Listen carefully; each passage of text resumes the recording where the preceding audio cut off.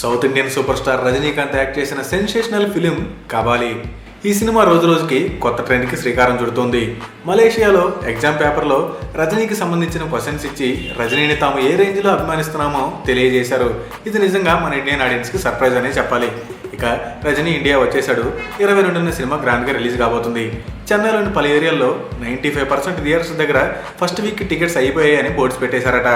ఎవరైనా మినిస్టర్ లేదా MLA, MP, IAS, ఐపీఎస్లకు మాత్రమే టికెట్స్ దొరుకుతున్నాయట. దీని గురించి ఫ్యాన్స్ కేసు పెడదామని పోలీస్ స్టేషన్స్కి వెళ్తే పోలీసులు మాకు మాత్రం టికెట్లు దొరికాయా ఏంటి అని బిక్కమొహం వేశారంట. ఇక బెంగళూరులో అయితే Lalit Ashoka, royal orchid, JW market, crown plaza లాంటి స్టార్ హోటల్స్లో షోస్ వేయబోతున్నారు. హీరో కటౌట్కి పాలాభిషేకాలు చేయడం అనేది తలైవా సినిమాలతోనే స్టార్ట్ అయింది.